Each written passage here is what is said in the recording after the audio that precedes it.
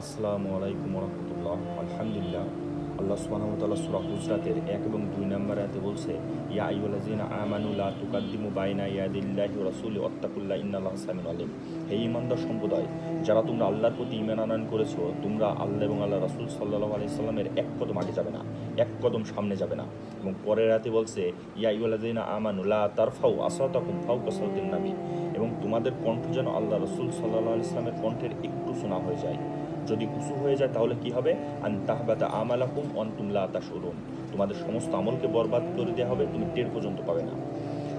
তো আলহামদুলিল্লাহ, দেখেন এটা আল্লাহ রাসূল সাল্লাল্লাহু আলাইহি ওয়াসাল্লামের কত মর্যাদা, যেটা সূরা হুজরাতের 1 এবং 2 নম্বর আল্লাহ সুবহানাহু ওয়া তাআলা বলেছেন। আমি তাফসীর পড়ে দেখলাম যে ওমর রাদিয়াল্লাহু আনহু তিনি মসজিদ নববীতে দেখলেন দুইজন ব্যক্তিকে, এবং তারা দুইজন উচ্চস্বরে কণ্ঠে কথা বলছিলেন। রাসূল সাল্লাল্লাহু আলাইহি ওয়াসাল্লাম মসজিদে উচ্চ কণ্ঠে কথা বলছিলেন। তো ওমর রাদিয়াল্লাহু আনহু গিয়ে বললেন, তোমরা কোথাকার বাসী, তোমরা কোথা থেকে এসছো? বলছে, আমরা তাইফবাসী, আমরা তাইফ থেকে এসেছি।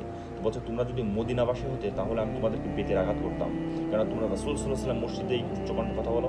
মানে রাসূল সাল্লাল্লাহু আলাইহি ওয়াসাল্লামের জীবন দশা এবং জীবন ওফাতের পরও, মৃত্যুর পরেও আমাদের কাছে মানা, তিনার আমাদের মানা ওয়াজিব, ফরজ।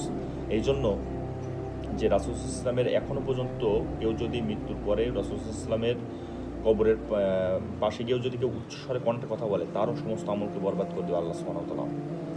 যেহেতু আমাদের রাসূল সাল্লাল্লাহু আলাইহি ওয়াসাল্লামের জীবন দশায় এবং জীবনের মৃত্যুর পরেও তিনার আদর্শ বাস্তবায়ন করা, তিনার মেনে চলা, অনুসরণ করা, এটা আমাদের জন্য ফরজ।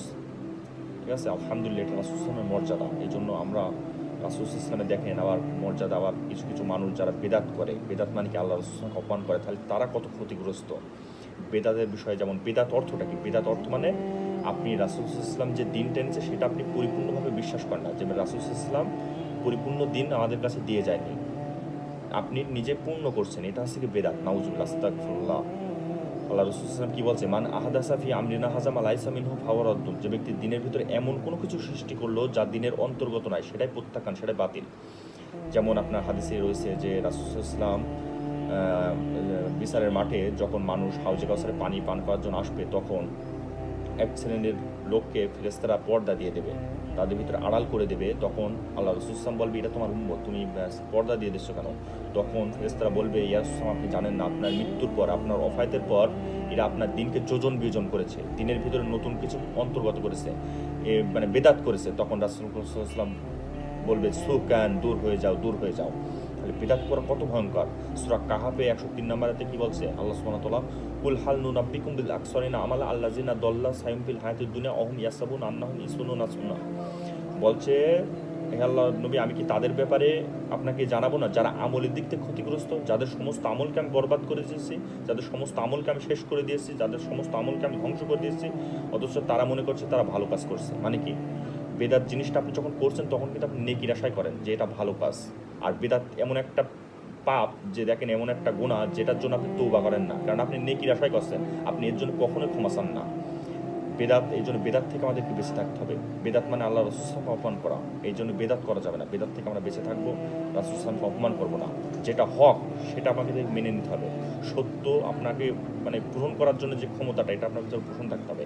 আপনি বেদাত জানেন, তারপর বেদাত করছেন সম্মিলিতভাবে। যে এই যে আমি একটা উদাহরণ দিতে গেলে, সম্মিলিত যে ফরজ সালাতের পর আপনার যে আমাদের ইমাম সাহেব যে ফরজের নামাজ পড়ে একটা বড় একটা সুন্নাত দেখেন, তখন আস্তাগফিরুল্লাহ 3 বার বলা, আল্লাহুম্মা আনতা সালাম মিনকা সালাম তাবারাকতা ইয়া জাল জালালি ওয়াল ইকরাম। তারপরে থেকে সুন্নাত মোতাবেক 33 বার সুবহানাল্লাহ, আলহামদুলিল্লাহ 33 বার, আল্লাহু আকবার 33 বার, লা ইলাহা ইল্লাল্লাহু ওয়াহদাহু লা শারীকা লাহু লাহুল মুলকু ওয়া লাহুল হামদু ওয়া হুয়া আলা কুল্লি শাইইন কাদির, এটা একবার বলা। এইভাবে যে সিরিয়াল ক্রমে কি সুন্দর একটা সুন্নতের যে পন্থা রয়েছে। আপনি কি করেন? নামাজ পড়ে এত একটা বড় একটা সুন্নতকে আপনি দেখেন বাদ দিয়ে আপনি সাথে সাথে সম্মিলিত মুনাজাত করছেন, এটাই তো বেদাত।